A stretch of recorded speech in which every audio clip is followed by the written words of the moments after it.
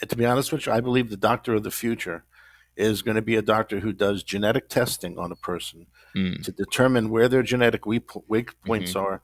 And genetically, he's going to look at it from the viewpoint of what nutrients help support these genetic weak points. Then he's going to do functional tests, functional nutritional tests, things like the oats test or in that vein, to find out where the person's nutrition is at now. Mm. And then we have utilization, which usually occurs in your cells via the Krebs cycle, the electronic transport pathway, or something, which is showing you how the nutrient gets utilized. Welcome to the Protecting Your Nest podcast. On our journey to achieving our health related goals, many of us would do anything to achieve them. Rather, it's what we eat, how often we move our bodies, or simply learning to reduce the many stressors we face each and every day. The pursuit of longevity and wellness will always be a priority for many of us. You know, what what if there was a simpler path, a path where we simply, take the right dietary supplement, and doing that alone was our key to wellness. And if this path is the way, what do we need to understand about supplements, and how will that then lead us to make decisions that are evidence-based? Today, I want to invite a guest whose life work is to help answer this question. And during today's podcast, I'll ask him things about his insights about supplements and other topics, including how to deal with Candida infections and even dealing with our thyroid. Today's guest is Dr. Micheal Biamonte. Dr. Biamonte is the founder of the Biamonte Center for Clinical Nutrition. He's the co-creator of BioCybernetics, which is a computer software program that is able to study blood work, mineral tests, and many other lab tests to determine exactly where your body is balanced, initially designed for aerospace purposes. He's a practitioner for over 30 years, and he's been dedicated to improving the lives of his patients and helping them live better. He also has a doctorate in nutripathy and is a New York State certified clinical nutritionist. And with my background in functional medicine, I think it's really important that we have guests who think a little bit outside the box, and more importantly, are able to focus on, the why. Why are we sick in the first place? Let's get to the root cause and fix that, as opposed to taking more and more medicine. So with that, my friend, I welcome you to the podcast today. Thank you very much, my friend. I'm happy to be here. Absolutely. So let's start off by telling my audience a little bit about your why. And what I mean by that is, why are you focused on nutrition and supplementation in the first place? Honestly, my father, when I was 18 years old, developed lymphosarcoma. And I read that this was terminal. There was not much they could do for him. And I was very curious as to why. This is back in 1974. I was curious as to why the doctors weren't doing anything with vitamins, because at that time, health food stores and vitamins were just becoming popular. You had Carlton Fredericks on the radio back then, if anybody remembers him. You had Bob Atkins on the radio, and things were becoming very interesting as far as the nutrition world going. It was starting to bloom and starting to become a major influence. And I asked them all kinds of questions about why he's not on vitamins and this and that, and they just basically blew me off. And then a nurse friend of mine asked me, "Well, will they try Laetrile on him?" Now, Laetrile was a controversial medicine from Mexico, which actually was they were finding success with it in terms of turning around some cancer cases. When I mentioned Laetrile to these doctors, they jumped 3 feet in the air and turned around and looked at me like I was some kind of a crazy person. And I said to myself, if for them to react this way, there's got to be something going on here. There's something that they're not looking at, that they don't want to know, or something that they're sensitive about. I've found over the years, in terms of people's behavior, when you ask questions like this and you get a violent reaction, it usually means the person wants to protect um, something. They don't know about it, and they want to protect not knowing about it. So I started looking into this, and at the time I was a musician. I just graduated school with a degree in classical music, but I got fascinated by this, and I ended up going back to school and becoming a naturopath. He ended up unfortunately passing away. There wasn't anything I could do for him, but that's what got me interested. It was the doctor's reaction and how bad this was and how useless it was. But yet they were telling me, don't give him any vitamins unless you clear it through us. So I'm saying to myself now, if all of this is useless, right? Why do I have to tell them if I'm giving him any vitamins if it's all completely useless? So Yeah. that's what got me into. That's what really got me curious.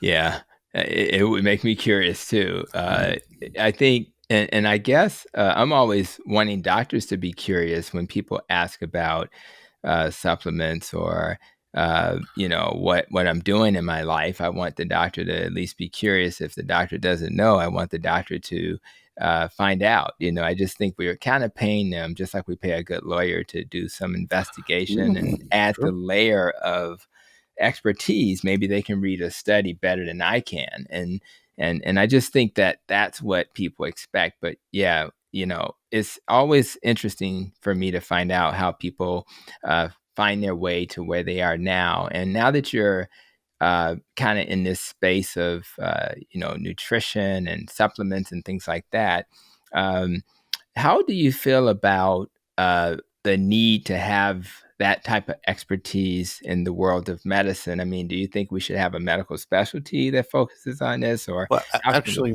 to be honest with you, I believe the doctor of the future is going to be a doctor who does genetic testing on a person mm, to determine where their genetic weak points hmm are. And genetically, he's going to look at it from the viewpoint of what nutrients help support these genetic weak points. Then he's going to do functional tests, functional nutritional tests, things like the oats test or in that vein, to find out where the person's nutrition is at now. You mm, see, doing a blood test for your vitamin levels is a waste of time because that just shows you the levels of the nutrients. It doesn't show you assimilation and utilization of the nutrients. Because when it hmm comes to nutrition, we have digestion, which is where the food is broken down. We hmm have assimilation, which is where the nutrients uptake. And then we have utilization, which usually occurs in your cells via the Krebs cycle, the electronic transport pathway, or something, which is showing you how the nutrient gets utilized. You see, so tests that are functional tell you how well your body is utilizing the nutrient, because just knowing the level in your blood doesn't mean anything. Maybe you might be somebody who utilizes a nutrient 10 times better than another person, and you may not need the level in the blood that this other guy needs. It's a matter of utilization and biochemical individuality. And that's what I think the doctor of the future should do.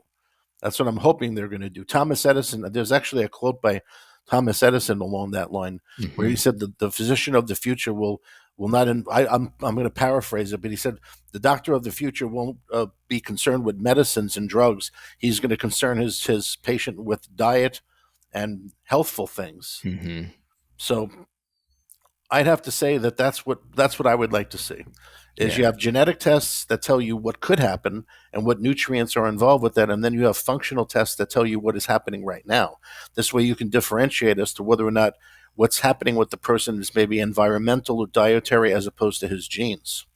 Yeah, well, that's a mindset that I learned from my nutrition and functional medicine training, and I think the functional medicine trained clinicians are given a foundation to at least think this way. Mm-hmm. And with technology catching up, AI and other things, there's probably going to be a way in the future. Obviously, the testing has to kind of get to a level where it's reliable and it's going to work as well. But I think I see a path to that, and I agree that if we can individualize what our recommendations are, whether it's for something like just healing and being living well, or even for our treatment for how we deal with cancer. I mean, I just think you have to look at many aspects of a person to know what's best for them. And right now it's kind of one size fits all, and people lose hope when that's not catered to themselves. So I really appreciate that perspective. And I also want to ask you a little bit about your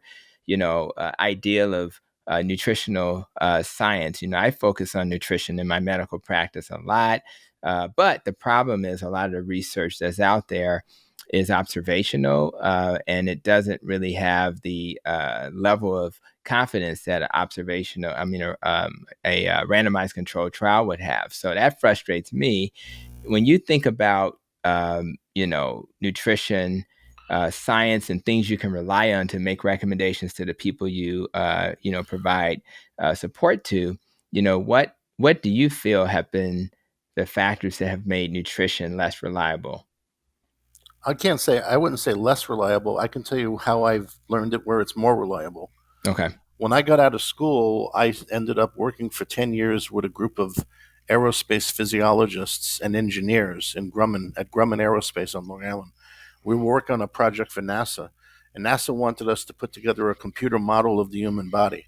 They wanted this model, the software, to be able to mimic and go through every pathway in the body so that when astronauts were in extended space station trips, they could monitor their blood in order to determine correct nitrogen balance, calcium, and whatnot. Because when you're in a weightless atmosphere like that for long periods of time, there's a certain amount of muscle loss and bone loss that occurs.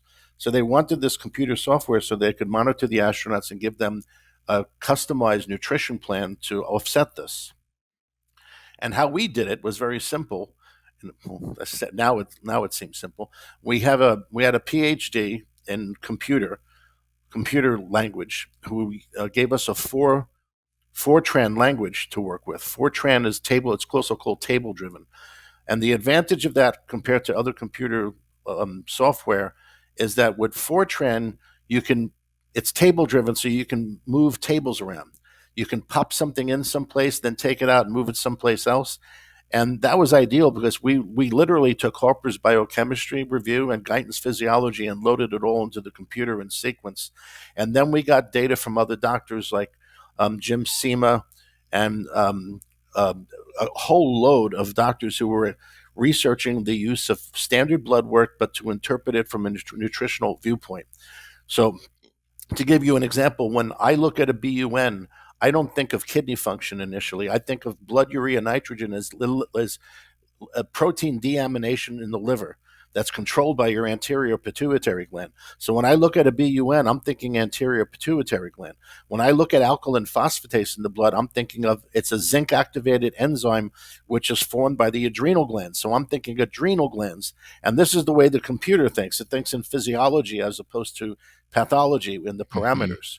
So we put this data together, and what we were able to do is we were able to put together parameters where we would see if these chemistries are moving this way, we know that it needs nutritional support in some manner.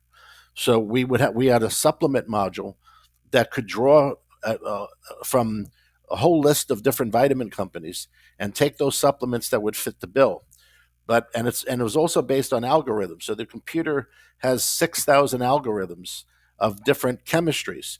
So it would say something like if serum calcium is high and serum phosphorus is low, and in the hair, if the calcium is high and the copper is high, it would tell us that the pituitary gland and the parathyroid may be out of balance, and Mm-hmm. then it would shift to another set of algorithms to see if that was true. And if that turned out not to be true, then it would be looking at the spleen and see if the spleen was controlling the tissue calcium levels. So we would go through all these permeations, and then it would eventually find what the solution was for the person. So this is how I think of it. We think of it in terms of looking at chemistries that you can influence with the nutrition. And if you can't influence the chemistry with the nutrition, then you have the wrong nutrition. Mm. It's just a matter of categorizing it all and finding out what's going on. Well, So that's the catch, right? yeah, So until the conventional world I live in, and I incorporate my nutrition and functional medicine knowledge, but we have to not only have a way to give this information to technology. In fact, right now, our health system, I work for Advocate Health in 6 states, and now if you go into the system, I can literally put symptoms in as I interact with a patient. That's very new, and I could imagine how if we could use that information and use the information from the labs we just got, and then allow the technology to do this work in the back, while we're seeing a patient. I just think that really will elevate the level of care that we provide. Again, but it has to be done in the context of what's not what's the best medicine for the patient necessarily, but what can help the patient heal. So I right. do think the technology is rapidly catching up. And I think, again, going back to AI, I think that's going to be one of the foundations to help us to do this. Because as smart as we are, it's nice to, even if it's just double checking what we may have thought would be the answer, it's Mhm. nice to have a way to reduce the variation among clinicians, because everybody's been trained a certain way and different. This is a good point you bring up, because this Yeah. computer system I'm talking about Yeah. is now being looked at as being a standard model for nutritional students to study, to go through all of the data in the computer, understand exactly how the computer would think. Yeah. Nobody would expect them to memorize 6,000 algorithms, It's just hard to do it. but Yeah. the data,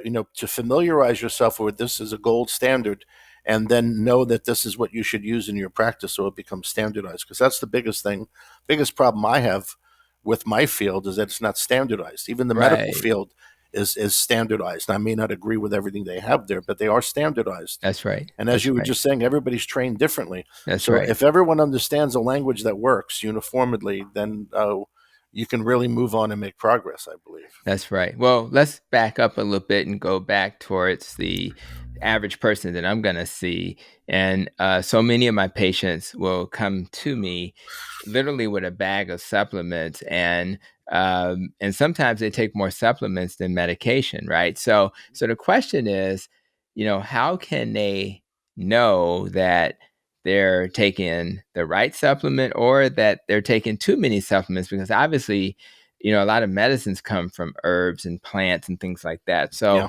how do they distinguish? Is there a way to do that in a safe way? Very easy. In my practice, we do it very easy. We just run some basic functional tests on them. We first have them get off all the things they're on. Well, there's two ways to do it. You can have them go off everything and get a baseline on them, or you could have them stay on everything and test them, and then see what Hmm. the effect is being, what Hmm. effect is being created on it. But basically, the right functional testing, and we could argue about what that is, but I would say that in my practice, the correct functional testing includes a test like the organics test, Hmm. which is going to tell you how well your body is utilizing, assimilating the nutrients. Hmm. But we also use a hair mineral test, and I've been an advocate of this testing since the 80s. I've been using it, and the plus point about hair mineral testing is you not only get to see immediately toxic metals the person may have accumulated, but you also get to see their nutrient utilization if you know the proper interpretation of the test, Hmm. because minerals store in your tissues, and that's your storage point. Blood levels of minerals are meaningless because they can change in 20 minutes. Mm. You can take a blood sample, look at someone's potassium. He can go in the waiting room, eat a banana. You can get another sample, and the potassium is changed. That doesn't happen in the hair, because hair takes about 6 weeks for a pattern in the minerals to change, because you're talking about storage. And the other thing is that when you look at a hair test, you're not looking at a person's diet, you're looking at their hormones. Hormones are what actually manipulate the levels of minerals in the hair. Like, for instance, when you look at potassium in the hair, you're looking at their glucocorticoid and corticoid steroids. When you look at sodium in the hair, you're looking at aldosterone and other sodium retaining hormones. You look at calcium, you're looking at a combination of parathyroid hormone, vitamin D function. You're looking at calcitonin. You're looking at a lot of different things, but you're actually looking at how the body is manipulating or monitoring, and therefore adjusting these minerals via hormones. So it tells you a lot more than what you would just think if you're just saying, well, here my zinc level is high or low or something. It affects, when you look at zinc to a large degree, you're looking at someone's insulin levels. That's interesting. So let me ask you this. So if it's true that your hair, and I learned this in my functional medicine training, that you can use hair to determine what kind of environmental toxins you've been exposed to, and also just understand, do you have any genetic issues? Do you have any toxic metal issues, etc.? Uh, you need people to interpret this. Now, in my training with functional medicine, that was part of the foundation of that training. And then people who make that their practice, they're probably trained. But what happens if somebody utilize the tools you have? Is that interpretation expected to come from you guys, or are they expected to find somebody in the community that can help No, determine that comes from us, because if you don't know how to interpret something properly, you can make a mess out of it. Like we you can have as an example, I work a lot with Dr. Weston Childs, who's the thyroid expert. that? Mm-hmm. And one of the things that we found this out many years ago when we were constructing the computer model, but it's something we look at now in a new unit of time, is tissue calcium levels directly act as a governor or regulator for a T4 utilization in your cells. And in fact, it's even in Guyton's physiology book. Guyton said, in some way we don't fully understand right now, calcium acts as a governor for T4 absorption or uptake into your receptor sites, while potassium sensitizes the receptor to T4. And we know we can look at a hair analysis and learn more about somebody's thyroid than in 20 blood draws, because calcium, the ratio of calcium to potassium and zinc to copper, tell you how well this person is uptaking the T4 into their cells and how Mm-hmm. well they're converting T4 to T3. Now that's a heavy statement, considering one of the things that we learned in my training was to don't just do the TSA, do the free T4, the free T3, the reverse T3, the thyroid antibodies. Now you're saying there's some more tests to do. Well, in my mind, if anyone who's a thyroid expert, if they're not looking at hair analysis, they have no clue what's happening with the mineral receptors. No That's, clue. And if you can take a person and look at their body temperature. Eric Rind has a great website on this, Dr. Rind. Dr. Rind can teach you by looking at your body temperatures a lot about your thyroid and your adrenal function. And people who have a temperature that's functionally below 97.8 continually are low thyroid.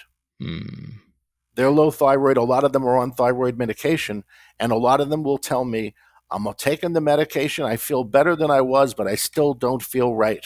And when we look at their hair, we say they have a very high copper to zinc ratio and very high calcium to potassium ratio. And once we adjust those ratios and balance them, then their body temperature comes up. And from a scientific standpoint, for a second, I will take out the subjective viewpoint about what the patient says or what the patient feels. Mm-hmm.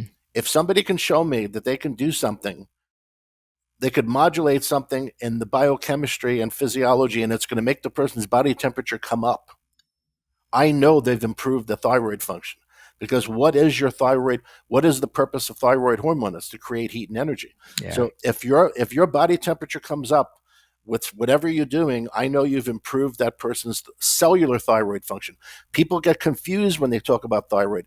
People get myopic, and all they think about is the hormone levels in the blood, which don't mean anything to me at all. I mean, it's, yes, to a degree you have to know, because it tells you whether or not your thyroid gland's producing the hormone.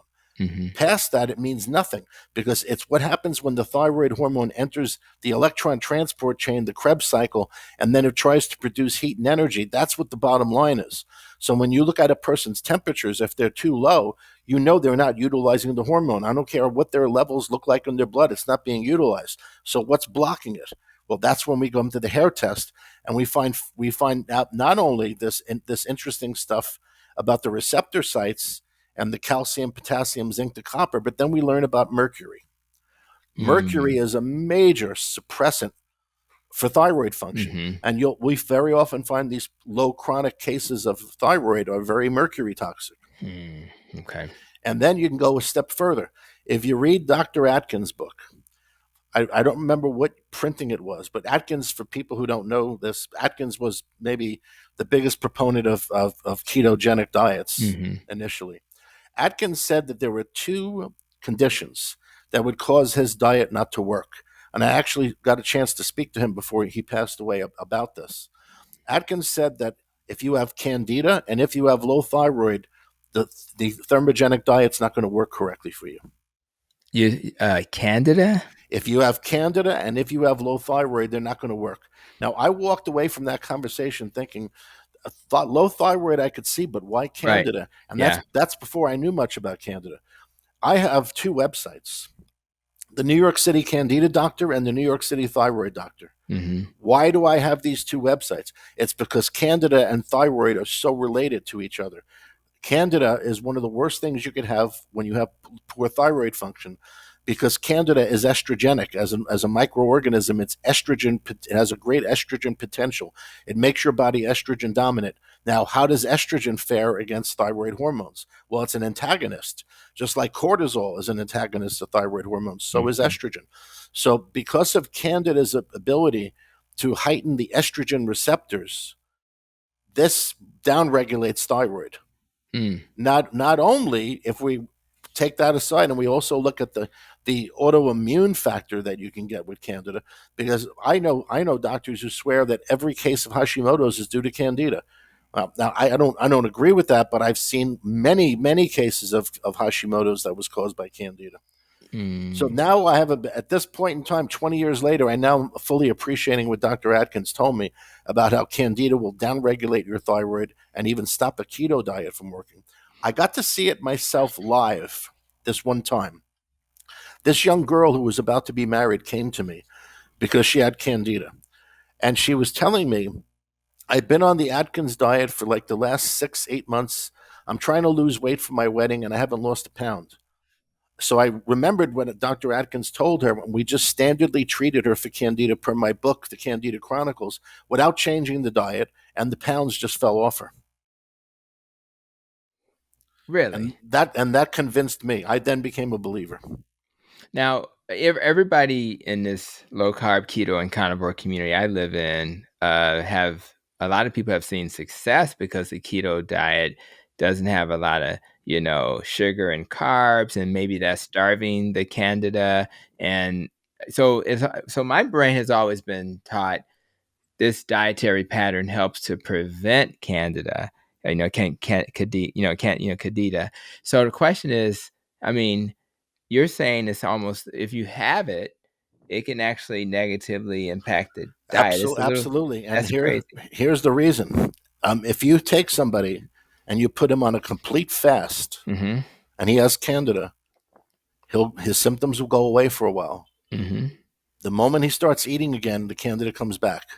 Why is that? If you study the anatomy of Candida, Candida, when you look at it under a microscope in the intestinal tract, looks like broccoli and cauliflower growing there. And when you kill the Candida, that form that you're seeing essentially breaks down, and you're left with the roots of the Candida. The Mm. reason why Candida causes leaky gut syndrome is because Candida literally grows roots, just like any other plant, looking for food.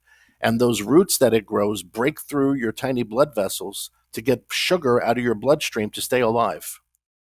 And that's part of what causes leaky gut. So what I'm saying is Candida will stay alive off your blood sugar if it doesn't have any other food. Now I can definitely see that. So let me ask you this. I want to go back to the thyroid for a moment. If I have a patient in front of me and we've diagnosed them with thyroid dysfunction, let's just say Hashimoto's or hypothyroid, what advice would you give them to protect their thyroid as they're attempting to heal from that condition? First thing I would do is I would check their hair. I would look to see if they're copper or mercury toxic. And I would look at those ratios I talked about before to balance them because that's going to optimize their thyroid.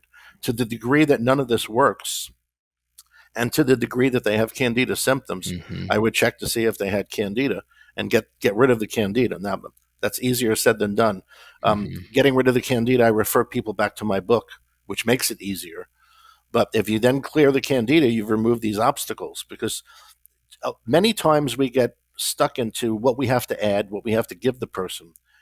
And as a clinical ecologist, because really that's what I practice is clinical ecology, you have to look at what you maybe need to remove from their environment or remove from them that's blocking things from working.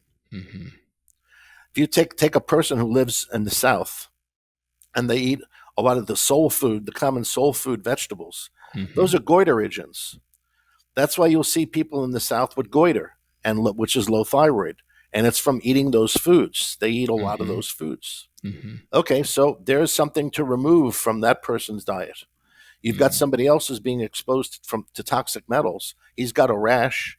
Nothing. The rash won't go away. Look at his levels of nickel in his tissues. You may Mm-hmm. have to remove the nickel to get rid of the rash. So it's not always what we have to add for the person. It's often what we have to remove from their environment or remove from their exposure because it's blocking something from working. Right.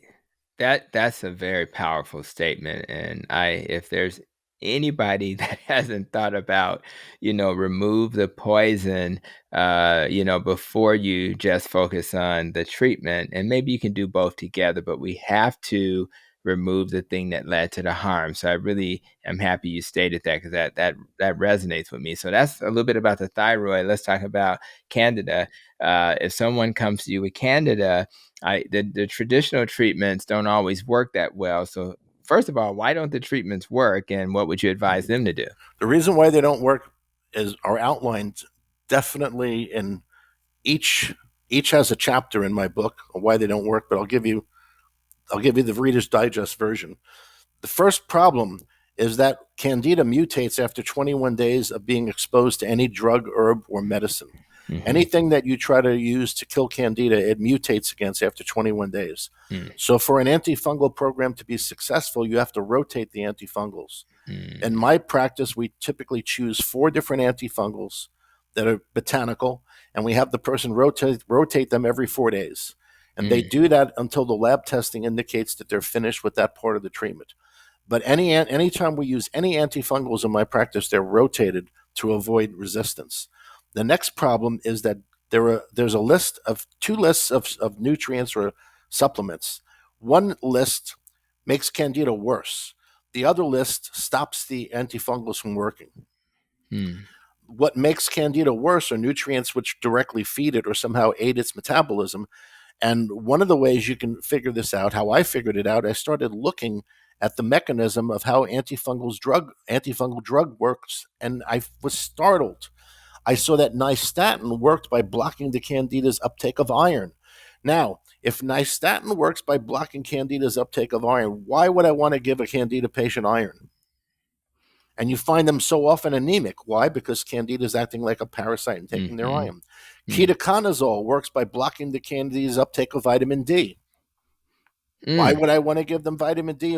So I went through this. I did a lot of the work in my book by listening to what the patients told me, not questioning it, but just by listening to what they told me. And when I had enough people saying the same thing, I went and hit the textbooks on mycology to figure out why that was. I reverse engineered this. That's how I wrote my book, essentially, by reverse engineering. So we have this whole list of nutrients. CoQ10 is one of the worst you can take if you have Candida. So we've got a list of supplements that make Candida worse. We have a list of supplements which nullify the antifungals. And that list is very easy to figure out because antifungals, whether they're botanicals or drugs, are essentially falling under the heading of chemotherapy. Now, chemotherapy is a drug which creates oxidative stress against the membrane of a cell, right? So the idea with chemotherapy is to flood that cell with free radicals to destroy it. So when you start taking a high antioxidant supplement, and what is it that oncologists will warn the patients against? Oncologists don't want patients taking a lot of antioxidants while they're on chemotherapy. It's because it's an antidote. And we have the same thing with Candida treatments. So generally, when you're treating somebody for Candida, the less they're taking, the better it's usually going to work. Wow. Let me ask you this. So I mentioned a lot of the people who come to my channel are low carb, keto, or carnivore. We've had success treating Candida with these dietary patterns. What's been your experience with diet? Because my concern is once you get treated, we're trying not to come back to another Candida infection. So have you seen success with certain diets like the ones we promote, or any others? I use 10 different diets in my practice for my patients with Candida. All the one thing all the diets have is they're all low sugar and low carb because Gotcha. that's what feeds Candida. That's right. The other variations in the diet are whether or not they have leaky gut, whether or not they have Hashimoto's, what their blood type is. Right. But the one thing that it has to be low sugar and low carb. Right. But I've never seen anybody cure Candida by being on a diet. Right. I see what you're saying. So I've had people do a 30-day water fast to try to cure Candida, and he was fine for 6 months after the fast, and then he started eating more sugar, and before you know it, his tongue was white.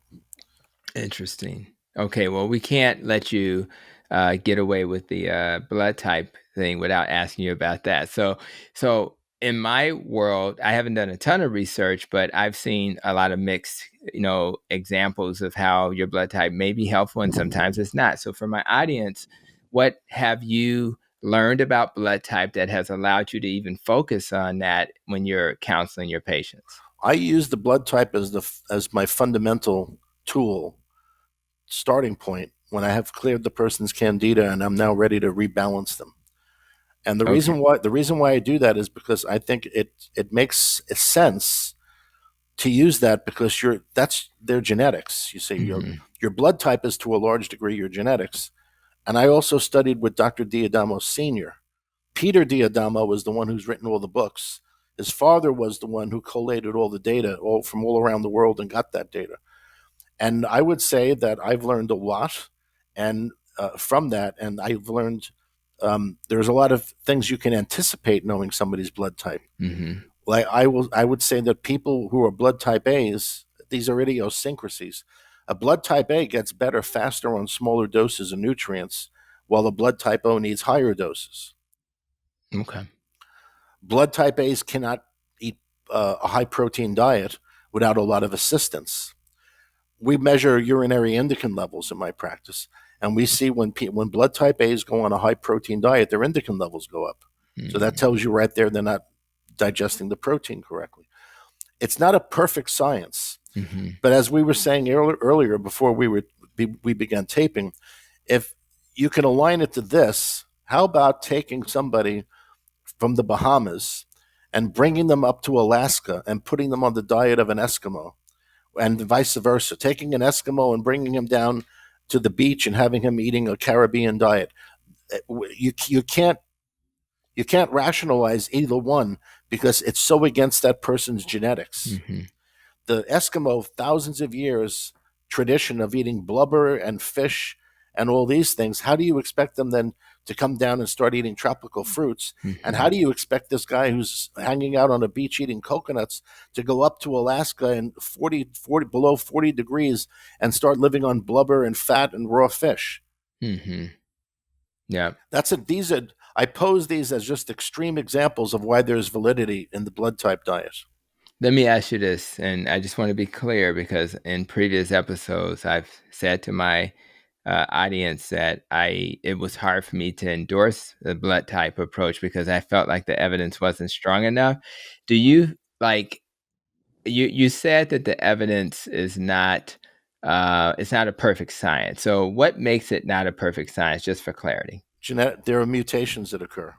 Mm-hmm. And it's something that even we in the field of practicing blood type diet with our patients, we recognize that there are hybrids and there are mutations that have occurred where there are variations, and it doesn't always hold true to the rule, but it holds true enough to the rule where it's workable and usable as some kind of foundational key in what you're doing with Mm-hmm. the person. You can be guaranteed that because the blood type O hails from Africa, that's the hunter gatherer. Mm-hmm. See, so he's going to do well eating the hunter gatherer type of diet, which is what the type O diet is. He's a hunter. You cannot give this guy a vegetarian diet. He's not going to do well. The blood type A comes from Asia. They're farmers.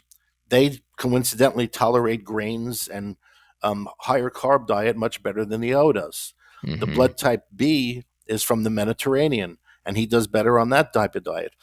So when you overall look at it, you will find validity and consistencies. Mm-hmm. It's not 100%, but it's Right. it's enough where it's workable. And I do like this idea of data and having a starting point. and and I think that as people, what I try to tell my audience is as you're trying to figure out your end of one experiment, which is you, what's going to work for you, you have to have a starting point. So for some, they'll just say, I'm just going to go with this dietary pattern and try it out, see what happens, and then tweak it. Others may take this approach where they're using their blood type as the foundation. Others may simply have the blessing of a test that'll say, hey, based on your genetics, this is what things should look like. And I know we're already kind of able to do some of that. And I just hope that science gets better. You have to deal with epigenetics and the environment and other factors that affect our genetics. So that twins, one twin lives in California, the other lives in Australia. There may be some environmental impacts. So there's a Yeah. lot to think about. But I do think that as people are hearing this conversation, I am I'm wanting you to just put the various things that you can do on the table, even the resources my guest has, as a way to help you be the scientist for yourself and how you can kind of discover how to heal for yourself. So, And to me, that all begins and ends with testing. yeah. Like the person, when we talk about supplements, my first expertise when I got out of school was in the interaction between different nutrients. Mm-hmm. And then I went on to specialize in blood interpretation, as we were discussing earlier, to figure out a person's nutritional need based on the standard blood work. Mm-hmm. But what people don't understand is that every nutrient, now here's where the health food stores start hiring hitmen to come after me. It is not true that you can take vitamins and because they're water soluble or whatever, it has no effect. You can take all the vitamins you want, and if you don't need it, your body just washes it out. That's true at a very base level. It's not true because as your body's taking all that vitamin C in and you're peeing it out or you're having diarrhea and your body's getting rid of the excess, it's also dropping your copper levels and your calcium levels. Mm. Vitamin C is a great chelator of calcium and copper in your tissues. Mm. So it is not true. For every vitamin or nutrient we can name, I could show you interreactions that will occur if you take too much. Right. If you take too much calcium, you'll drop your magnesium. If you take too much magnesium, you'll drop your calcium. Mm-hmm. If you take too much vitamin D, you'll displace your magnesium. It won't assimilate correctly. It just goes on and on. Too much iron will suppress copper, right? Too much vitamin C can lower your iron as it can lower copper. Now, the reason why all these nutrients interact like this is based on enzymes. Copper forms an enzyme which is called vitamin C oxidase. And there is another enzyme formed by manganese that helps regulate vitamin C. So if you take massive amounts of vitamin C, you can end up with a copper and manganese deficiency. So that's not good because if you have copper deficiency, you get, believe it or not, almost the identical symptoms as a vitamin C deficiency. Your gums bleed, you bruise easy. You can even develop aneurysms. You can develop very aggressive cancers from a copper deficiency. Mm-hmm. Manganese, you drive that low, your body can't make its own glucosamine and chondroitin anymore. So now you suffer with knee problems. Manganese is also utilized with vitamin E to produce androgen hormones. So you have to know specifically what you're doing with supplements. Supplements are very powerful. It's funny. I hear these stories from patients who will tell me, well, the doctor looked at the adrenal supplement you gave me and he says, oh, this isn't going to work. This will do nothing at all. He says, but then the moment my blood pressure elevated, he said, it's that adrenal supplement Right. you're taking. That's Yeah, that's what they say about keto and carnivore too. So, but that's just the gut response. But that all of that makes sense. Can you do me one quick favor? Because I think this may overwhelm some people. Can you at least state in simple terms? That's a lot of scary stuff you just said because it almost sounds like it's too much to keep up with, and that's probably why we need an expert. well, But yeah, that's why you need to get tested. yeah, you got to be tested, and then once you're tested, though, don't be afraid of what is revealed. Now No, you have a path to right. That's the easy. heal. Once you get tested, it's all easy. All right, cool. So I just wanted to say that Yeah. because when people hear a lot of those different things, it may freak them out. Let's do this real quick. We take supplements in theory, even though you just suggested that they can cause harm, but we take them to avoid the negative effects of medicine. Many people, right? So my Yes. question is, how can medications lead to deficiencies and literally make us sick when we kind of think of, medicine's helping us? The answer to that is really, really very simple. There are books that exist that you can buy on Amazon that will give you a listing of every medicine that's known and what deficiency it causes. And that's where the answer begins. Virtually every drug works by creating a deficiency in the body. And the reason why that's true is because it's interfering with a physiological pathway. Mm-hmm. And when it blocks that physiological pathway, well, what's functioning in that pathway are nutrients, because your Mm-hmm. body, drugs are not part of your physiology or your biochemistry. They're not. Drugs are something that are exogenous. Mm-hmm. What is endogenous to your body are nutrients. Your body works on Mm-hmm. nutrients. You never see somebody running around saying, "Oh my God, I have a deficiency of aspirin. I don't know what to do." So that's not. It's just not how it works. So when you take a drug, the mode or the operation of the drug is always it somehow alters a nutritional pathway in order for it to work, because it's either blocking, speeding up, or slowing down an enzymatic reaction that the inventors of the drug want to control in order to control the symptom. Nice. Yeah, because in my brain, I would say that most medicines came from plants. Mm-hmm. Most and supplements come from a similar source. So, just so how do we distinguish between supplements that are kind of like medicine and vice versa? Well, the first thing that people need to understand is virtually every vitamin supplement sold in the market is synthetic. Yeah, that's absolutely That's true. that's the first thing. They're all Yeah. they're all synthetic. They're some are better than others. Some of them are in a base of natural substances, and the Mm-hmm. FDA, I forgot what it was. The FDA will allow you to say it's all natural if it contains a certain amount of natural product in there. Mm-hmm. But the active ingredient in almost all supplements are synthetic. Mm-hmm. What about food vitamins? Food concentrates, the FDA wants them to be called, and Mm-hmm. those are all natural. Those are Okay. those are superfoods that are condensed in the pill, and Okay. then but they don't have the high potency that your Right. normal vitamin does. Okay. So that's the first thing people need to understand is they're all synthetic. How they work is based on formulation. Is when you put them in combinations that are going to be more effective to push a physiological pathway. Mm-hmm. Cool. But look for an example. I'll just give you another example of this, going back to how the drugs work. A great example is Viagra. Now, what is Viagra? Blocks the enzyme that degrades nitric oxide. Mm-hmm. So there's a really good example. That's a very simple drug, and what it's doing is very simple. So it's a great example for someone to understand in terms of why a drug blocks a nutrient or an enzyme Right. in order to do Right. what it's supposed to do. So if I take citrulline, which becomes arginine and ultimately nitric oxide, with that, it feels like that approach is less potent. But do you think a person who is suffering from ED who takes that type of supplement that technically increases nitric oxide, is that a pathway that makes more sense or with less side effects? Um, okay, we can. This could be argued because there's an idiosyncrasy about Viagra or these types of medicines. Yes, if you take citrulline, arginine, and all these different things, it's going to raise your nitric oxide. This is true. They're vasodilators, and it does help.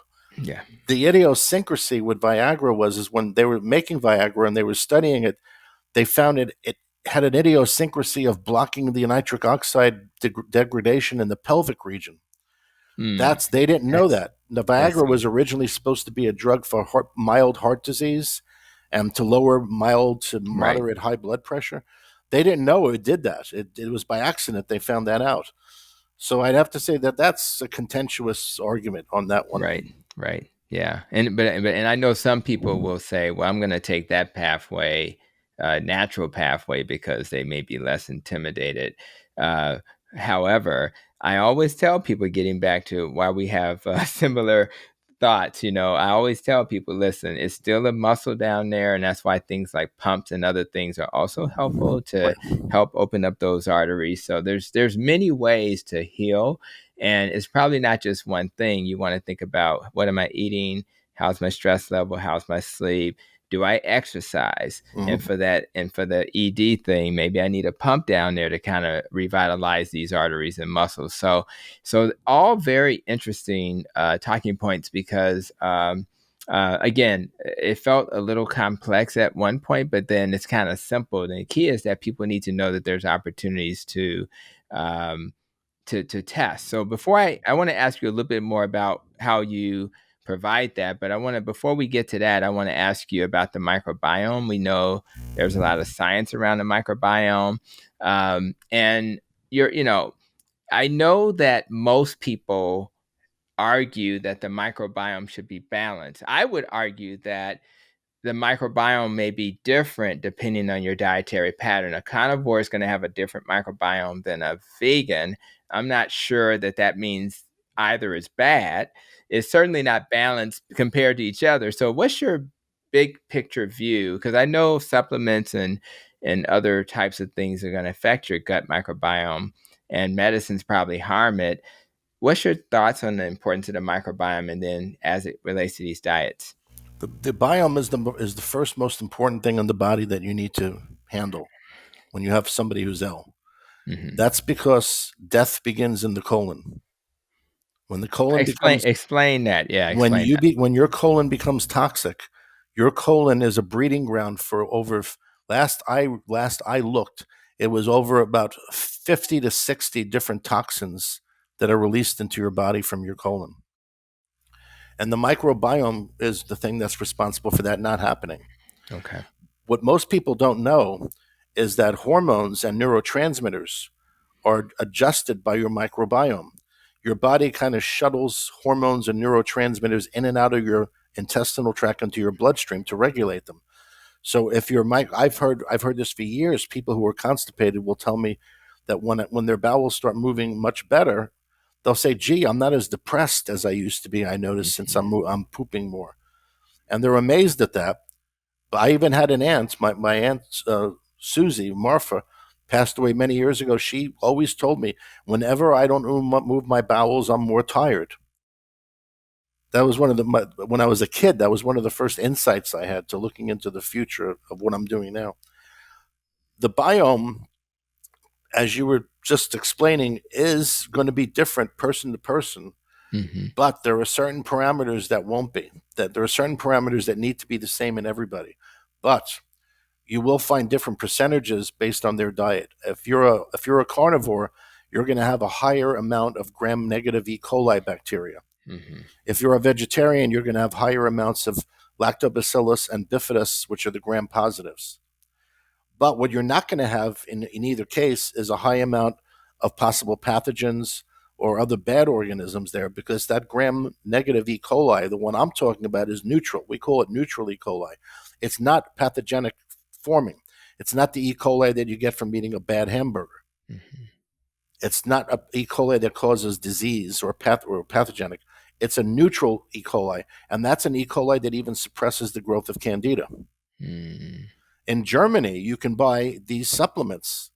You can buy E. coli supplements in Germany, and it's this strain of E. coli that I'm talking about that makes up most of your gram-negative bacteria. In the United States, they won't sell them. I don't know why exactly, because sometimes I wonder, but the FDA won't allow it here, and I'm not sure why, because it's when you read the material on it, it's very obvious that this is a neutral strain. It's not a pathogenic strain. But Mm.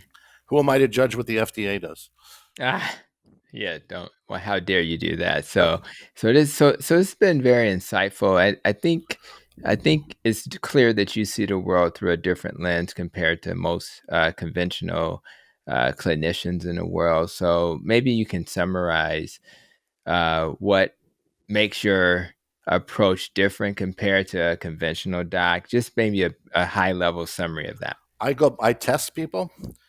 First, I believe in what Hippocrates and the Hippocratic Oath. I believe in that. Do no harm. I believe that healing has to come from natural sources, sources that are native to your environment, because that's how your body's made. Your body wasn't made to go to a tree where there's Darvon and other drugs and pick these things off a tree and eat them. Your body eats food, and food is medicine. Hmm. I think that eating organic and non-GMO would cure probably 50% of the illnesses we have on this planet. And I think that cleaning up the environment of all the toxins that our environment is getting flooded with from people or companies like Monsanto would probably clean up Hmm. another 50% of the illnesses we have. I think a lot of illness is environmental, and I've seen it in my practice when I test people. Yeah, well, like I said, I didn't even know what a glyphosate was until I did my training. So I agree, and I think a lot of doctors don't know about these things. And so let's two more questions. One is, if you were to meet somebody in the mall and they were like, you know what, I know you're in healthcare. What would be that one thing you would tell them about health and healthcare to just give them some guidance? Eat organic, eat non-GMO. Get your blood type tested and read the book on blood type, and go to a doctor who can test you for your nutrient levels, and get on a program to detoxify you of any toxins you have and rebalance all your nutrients based on the testing. All right, cool. But real quick, how do you find, like, I live in a metabolic health world, so I use Diet Doctor, Low Carb USA, and Society for Metabolic Health Practitioners to find doctors like myself, metabolic doctors. How do people find doctors that you're describing who can test for these things? I think most people look on social media nowadays. There's lots of ads on social media, or they That's go right. on the internet and they just do a search. That's right. And Look for that's a how, doctor. people, I do maybe one or two podcasts like we're doing here a week for the Mm, last several years. So I have hundreds of podcasts out there where I'm a guest, but on my own website, I've done over, I think, 100 podcasts where I talk about individual topics. And I think that hmm people will just go on the internet and they'll just do a search for a topic and they'll find somebody, hopefully. That's right. Are you comfortable with because it seems like functional medicine doctors have a little, similar thinking. Is that a specialty that would make sense? A functional medical doctor, Hmm. a functional medical doctor is someone, that's who the people should go to. Yeah, it That's seems that's like who it. they should go to, because Yeah, they're a new and a much new and improved version of your family physician. yeah, Much absolutely. new and improved. That's why this family doctor decided to get training Yeah. in that area because it does change how you approach and like you said, when you start using certain types of language, in terms of how to heal and detoxifying. That type of language was never spoken in medical school. So I agree 100%. So, okay, so last question. I This is the Protecting Your Nest podcast. The Nest is an acronym: nutrition, exercise, less stress, more sleep, how we think, recovering from trauma. And then there's a rope to climb up to the nest, and the rope represents having healthy relationships, avoiding organisms and pollutants, which we talked about that can harm us. And the E is about making sure your life experiences serve you and protecting your emotions. So when you think about that acronym and you think about your life, moving forward for the next 12 months, what parts of that do you think you're going to focus on to help make sure you're a healthy guy? I'm always focusing on all of them. Amen. I like that. Luckily, I have them all in balance, Yep. and I've focused on all of them. Okay. So I'm pretty lucky in that regard. I love that. Now let's make sure my followers know how to get to you and your resources. I'll certainly have them in the notes to the episode. But what's the best way for people to learn more about what the work you're doing? They can go to any of my three websites. My main website is health-truth.com. And then I have the two other websites, the New York City Candida Doctor and the New York City Thyroid Doctor. Excellent. Okay, cool. So I appreciate that. I really enjoyed this conversation. It was definitely the type of topic I like to touch on periodically as we kind of move from these different parts of my acronym. And it's important that we realize that, and we kind of touched on nutrition a little bit. We certainly touched on the T in the nest, which is how we think.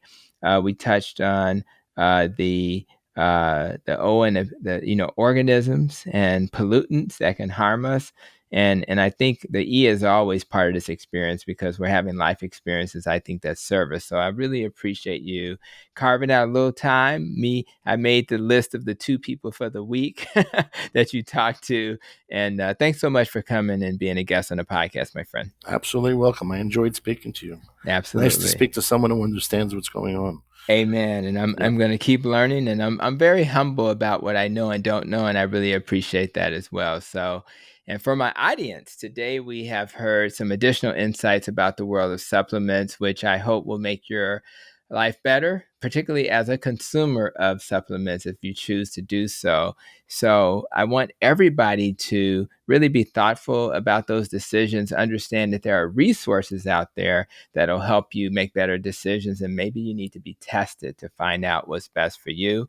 Hopefully you've enhanced your knowledge about supplements, as well as the common conditions we talked about, like Candida and thyroid disease, and maybe a little bit more prepared. So whether you're listening to the next podcast that talks about these topics, or just simply having a conversation with a neighbor, I think you're going to have a more rich conversation after hearing what my guest had to say. So if you know anybody who consumes supplements or suffers from Candida or thyroid conditions, or simply just wants to understand what's going on in their body, make sure to share this episode so that they can have the insights that we shared. I appreciate you whenever you come to the Protecting Your Nest podcast. And until the next episode, continue to be safe, be well, and continue to protect your nest.